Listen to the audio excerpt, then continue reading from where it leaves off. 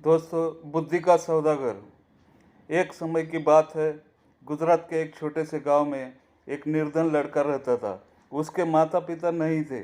गांव में उसके पास आजीविका का कोई साधन नहीं था, परंतु वह बहुत बुद्धिमान था। अपने पिता से उसने काम की कई बातें सीखी थी। एक दिन उसके दिमाग में एक अद्भुत विचार आया। उसने शहर जाने की ठान ली। शहर जाकर उसने एक सस्ती सी दुकान किराए पर ले ली और दुकान के बाहर एक बोर्ड लगा दिया, जिस पर लिखा था, बुद्धि का सौदागर। यहाँ बुद्धि बिकती है।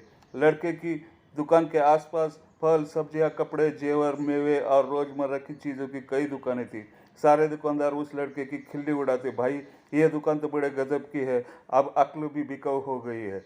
लड़का उनकी बातों की कोई परवाह नहीं करता था। वह दिन भर आते जाते ग्राहकों का आवाज़ लगाता रहता, आओ आओ, बुद्धि ले जाओ, एकदम खरी, सस्ती और उपयोगी, एक दाम सही दाम, आओ साहब ले जाओ। लेकिन बहुत दिनों तक बुद्धि के सौदागर की दुकान पर कोई भी ग्राहक नहीं आया। एक दिन उसने दुकान बंद करने का निश्चय कर लिया। तभी एक धनी सेठ का मूर्ख लड़का उसकी दुकान से ओर से गुजरा। उसे समझ नहीं आया कि यह दुकान कैसी है। कोई फल या सब्जी होगी। मेरे पिता मुझे हमेशा निर्बुद्धि और मूर्ख कहते हैं, क्यों न थोड़ी बुद्धि खरीद लूं। यह सोचकर उसने सौदागर लड़के से कहा, एक सेर बुद्धि के कितने पैसे लोगे?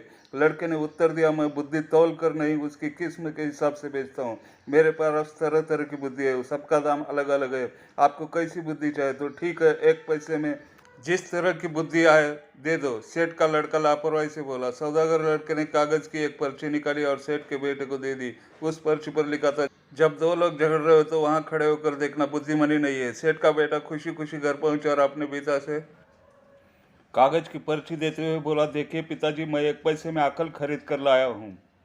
सेठ ने पर्ची पढ़ी और तमतमा कर बोले, मूर्ख, एक पैसे में ये क्या लाया है? यह बात तो सभी जानते हैं, तुमने मेरा एक पैसा डुबो दिया। सेठ तुरंत सौदागर की दुकान पर पहुंचा और उस लड़के को बुरा भला कहते हुए बोला, लोगों को ठगते हुए तुम्हें शर्म नहीं आती? मेरा एक पैसा वापस करो। पैसा क्यों वापस करूं? माल दिया है, पैसा लिया है, लड़के ने कहा। ठीक है, ये लो अपना कागज का फटा टुकड़ा, जिसे माल कह रहे हो। नहीं चाहिए हमें तुम्हारा माल, ये लो। कहते हुए सेठ उसकी पर्ची वापस करने लगा। पर्ची नहीं, मेरी सीख वापस करो। अगर पैसा वापस चाहिए तो आपको एक कागज पर लिख कर देना होगा कि आपका बेटा कभी भी मेरी सीख का प्रयोग नहीं करेगा। बात बन गई। दोनों पक्ष मान गए। सेठ ने कागज पर हस्ताक्षर कर दिए और अपना पैसा वापस लेकर प्रसन्न हो गया। समय बीतता गया। उस प्रदेश के राजा की दो रानियां थी। एक दिन दोनों रानियों की दासियां बाजार गई।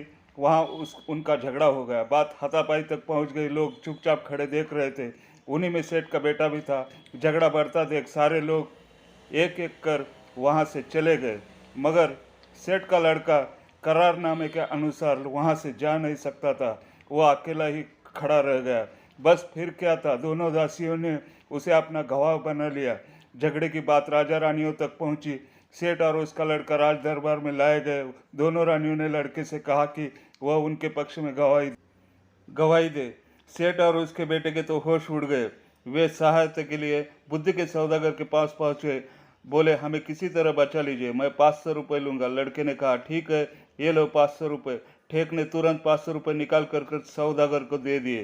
देखो, जब गवाही देने के लिए बुलाया जाए तो पागल की तरह व्यवहार करना। बुद्धि के सौदागर ने उपाय बताया। सेठ के बेटे ने वैसा ही किया। राजा ने उसे पागल समझकर महल से बाहर निकाल दिया। इसी तरह की एक दो घटनाएं और हो गई। बुद्धि के सौदागर की चर्चा राजा के कानों में भी पड़ी। राजा ने उसे बुलवाया और पूछा, सुना है तुम बुद्धि बेचते हो, क्या तुम्हारे पास बेचने के लिए और बुद्धि है? जी हुजूर, आपके काम की तो बहुत है, लेकिन 1 लाख रुपए। सौदागर लड़के ने कुछ हिचकते हुए कहा, तुम्हें 1 लाख रुपए ही दिए जाएंगे, तुम पहले बुद्धि तो दो। राजा बोले। सौदागर ने एक पर्ची राजा को दे दी। राजा ने पर्ची खोलकर पढ़ी। पर्ची पर लिखा था, कुछ भी करने से पहले खूब सोच लेना चाहिए। राजा को यह बात बहुत पसंद आई।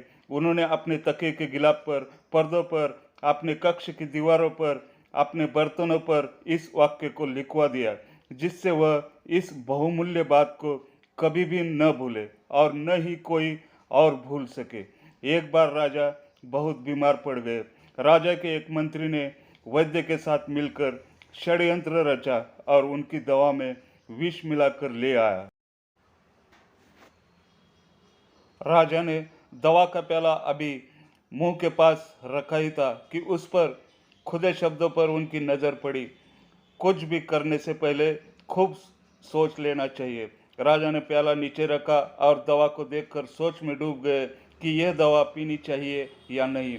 वैद्य और मंत्री को लगा कि उनका भंडा फूट गया है। वे दोनों डर गए और राजा से क्षमा मांगने लगे। महाराज, हमें क्षमा कर दीजिए, हमसे बहुत बड़ी भूल हो गई। राजा ने तुरंत सिपाहियों को बुलवाकर दोनों को कारागार में डलवा दिया। बुद्धि के सौदागर को बुलवाकर इनाम में खूब सारा धन दिया और उसे अपना मंत्री बना लिया।